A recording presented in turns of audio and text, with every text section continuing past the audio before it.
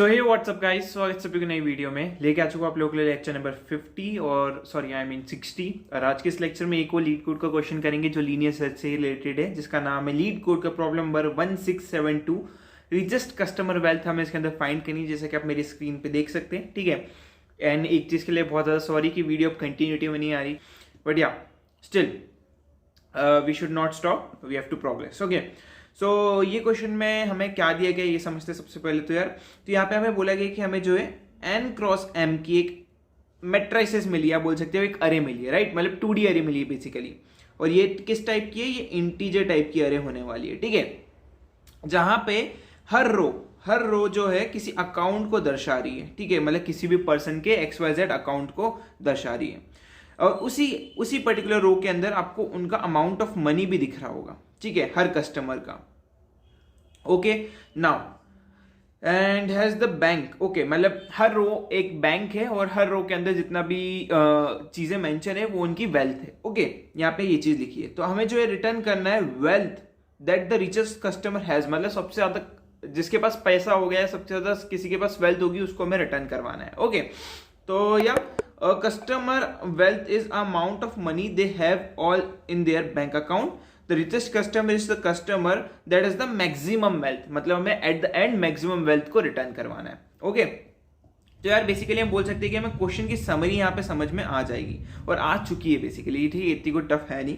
तो ठीक है, हम समझते हैं अब जरा उनने जो भी हमें टेस्ट केसेस दिए हुए हैं। तो यार यहाँ पे आपको अकाउंट नाम की अरे दी गई है, बेसिकली 2D अरे। अगर ये आपको ऐसे में नहीं समझ में आ रही तो इसको कुछ इस तरीके से समझो, 1 2 3, ठीक है, एंड 3 2 1।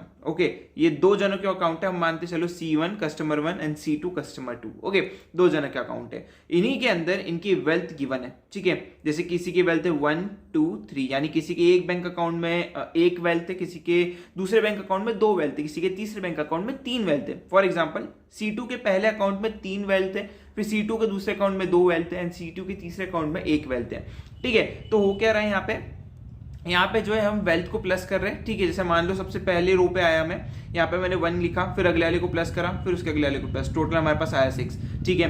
फिर अगले वाले को मैंने देखा, अगले वाले को देखा, मैंने इसको भी प्लस करा, ठीक है। यहाँ पे मैंने प्लस कर दिया और ये भी आया 6। नाउ इन दोनों का हमारे पास सम है, ठीक है। मतलब हम दोनों हमारे पास सम है। अब हम क्या करेंगे, जिसका सबसे ज्यादा वेल्थ निकला है उसको हम रिटर्न करवा देंगे। फॉर दिस केस बेसिकली हम कह सकते हैं कि दोनों की वेल्थ सेम है, तो हम कोई सा भी आंसर यहाँ पे रिटर्न करवा सकते हैं। ओके, हम अगला एग्जांपल देखते हैं यहाँ पे। तो यहाँ पे आपको आउटपुट भी देखो 6 देखने को मिल रहा है। दूसरा एग्जांपल देखो, तो फर्स्ट वाले का अकाउंट में आपको 1 वेल्थ दिख रही है और फिर 5 वेल्थ दिख रही है। इन दोनों को प्लस करेंगे, टोटल आ रहा है 6। अगले वाले के अकाउंट में हमें 7 वेल्थ दिख रही है और 3 वेल्थ दिख रही है, तो 7 8 9 10 वेल्थ आ रहा है। फिर अगले वाले का अकाउंट में हमें 3 वेल्थ, फिर उसके अगले वाले के अंदर 5 वेल्थ दिख रही है, तो ये टोटल आ गया 5 6 7 8। तो सबसे ज्यादा वेल्थ किसके वाले में है? 10 वाले में, यानी आपको 10 को यहाँ पे रिटर्न करवाना है, यानी सबसे ज्यादा जिसकी वेल्थ है उसको आपको यहाँ पे रिटर्न करवा देना है। Okay, same as goes for example number 3। तो ये मैं आपको डिकोड करके नहीं बता रहा हूँ।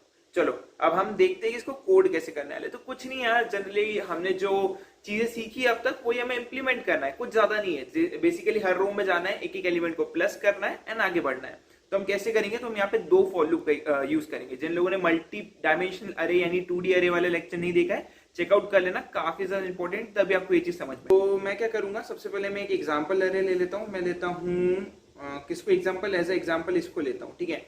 तो 1 5, ठीक है।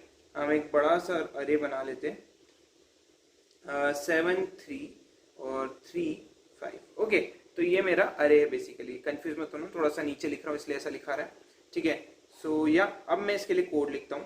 तो मैं लिखता हूँ फॉर लूप जो है उसकी रो में स्टार्ट करूंगा 0 से, और रो को कहां तक चलाऊंगा, रो को चलाऊंगा जहां भी मेरी रो एंड हो रही है। फॉर एग्जांपल अभी मेरी रो एंड हो रही है n नंबर पे, मतलब किसी n नाम की जगह पे मेरी रो एंड हो रही है ना। उसके बाद मैं क्या करूंगा, रो को प्लस प्लस कर दूंगा। Okay, that's good.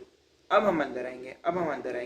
अब मान लो मैं इस रो पे आ गया, ठीक है, इस पर्टिकुलर रो पे आ गया। अब मुझे कॉलम भी तो चेक करना पड़ेंगे, कॉलम 1 कॉलम 2, ठीक है। तो मैं क्या करूंगा, कॉलम को भी 0 से स्टार्ट करूंगा, और कॉलम को कहां तक रन करूंगा, कॉलम को तब तक रन करूंगा जब तक वो मेरी पर्टिकुलर अरे की रो के बराबर नहीं चल जाते। मतलब इस रो में जितने भी एलिमेंट है उसके बराबर नहीं चले जाते। मतलब हर बार 2 ही एलिमेंट रहेंगे, सेम साइज के अरे है क्योंकि मेरी। तो मैं यहाँ पे लेंथ फंक्शन रन कर दूंगा, और मैं जो है कॉलम को प्लस प्लस कर दूंगा। Okay, that's great. अब मैं क्या करूंगा, एक सम नाम का वैल्यू लूंगा। ठीक है, ये सम नाम की वैल्यू को मैं क्या बोलूंगा कि सम टू अपने अंदर जो है हर रो के अंदर जो जो कॉलम आ रहे हैं, हर रो के अंदर जो जो कॉलम आ रहे हैं उनका सम करते जा। मतलब हर रो के अंदर, हर आई रो के अंदर, हर जे कॉलम के अंदर जो जो भी वैल्यू आ रही है उसको प्लस करके खुद में स्टोर कर दें। अभी इनको भी समझ में आ रहा है, 2 मिनट मेरे को दो, इसको मैं डीकंपोज करूंगा, मतलब डायसेक्ट करूंगा, एक एक चीज समझाऊंगा। ओके, फिर मैं बोलूंगा कि ठीक है, जैसे ही मुझे टोटल रो का पूरा कॉलम का जो है मुझे सम मिल गया, ओके, मैं बाहर आऊंगा, मैं चेक करूंगा if max is less than सम।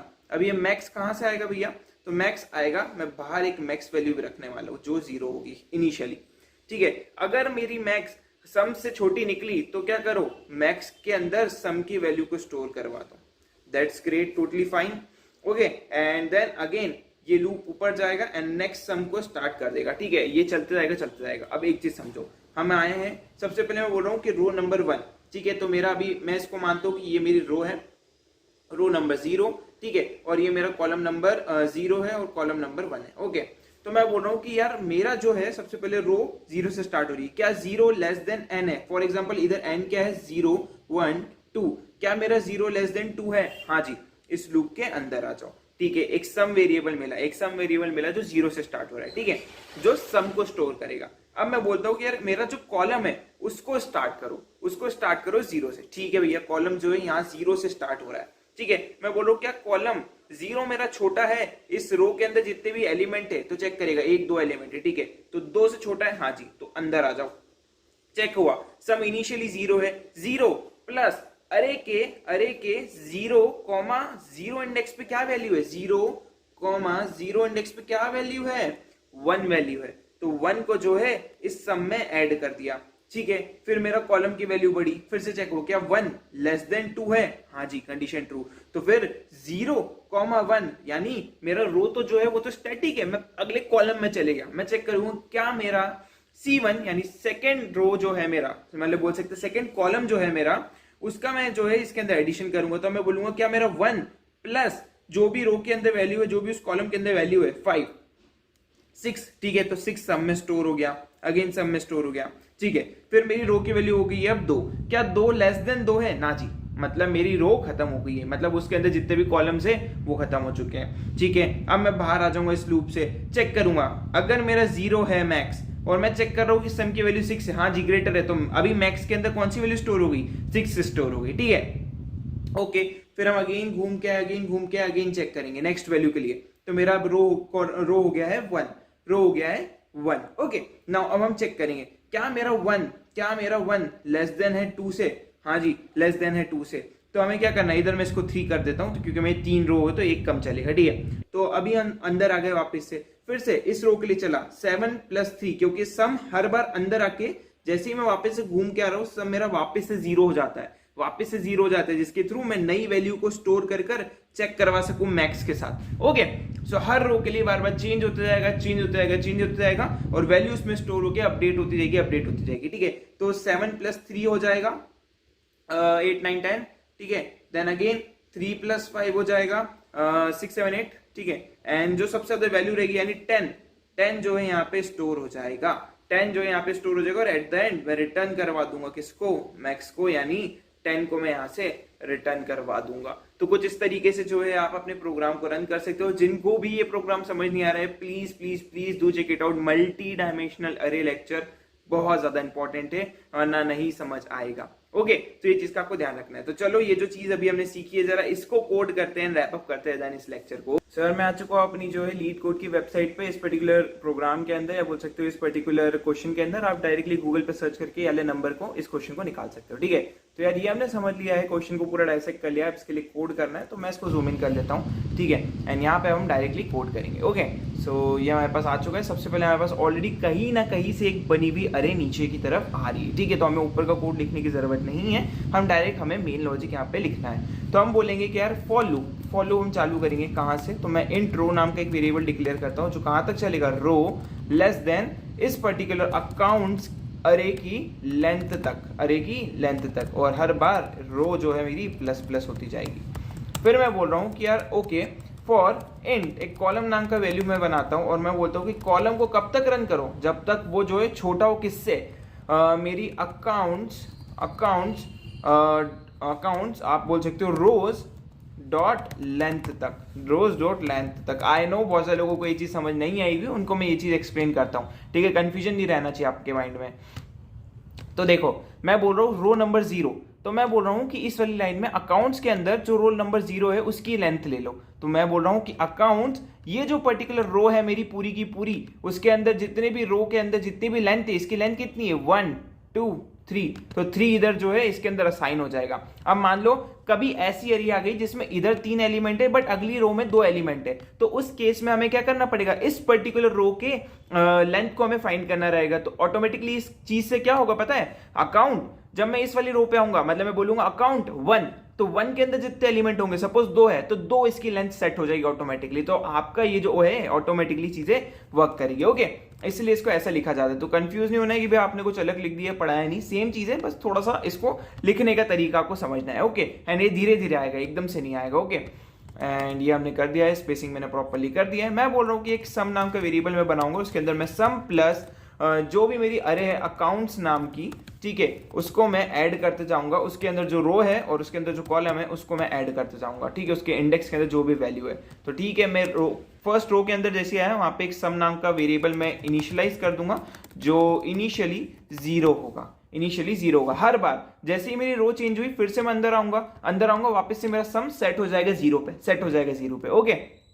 जैसे ही मेरा ये पूरा चीज कंप्लीट होगी, मैं बाहर आके चेक करूंगा इफ मेरा जो सम है वो छोटा हो जाए मैक्स से, ठीक है, या फिर ओ नो, इफ मेरा सम जो है वो ग्रेटर हो जाए मैक्स से, मतलब मेरी मैक्स की वैल्यू जो है मैं जो ग्लोबली स्टोर करके रख रहा हूं अपने पास, जो चेंज नहीं हो रही है, ठीक है, तो मैं एक मैक्स नाम का वेरिएबल बनाऊंगा जो इनिशियली 0 है, ठीक है। पहली रो की वैल्यू मिली, मैं चेक करूंगा क्या सम के अंदर जो भी वैल्यू है क्या वो मैक्स से बड़ी, अगर है तो भैया मैक्स के अंदर वो जो चीज है आप स्टोर करवा दो, सो दैट मैं उसको आगे के टेस्ट के लिए ले सकूं। फॉर एग्जांपल जब मैं सेकंड रो पे आऊंगा तो सम तो मेरा 0 हो जाएगा, तो जो मेरा प्रीवियसली कैलकुलेटेड चीजें थी वो लॉस्ट हो जाएगी अगर मैं एक और वेरिएबल के अंदर उसको स्टोर नहीं कर पाऊंगा, इसलिए हमने इसका यूज करा है, ओके।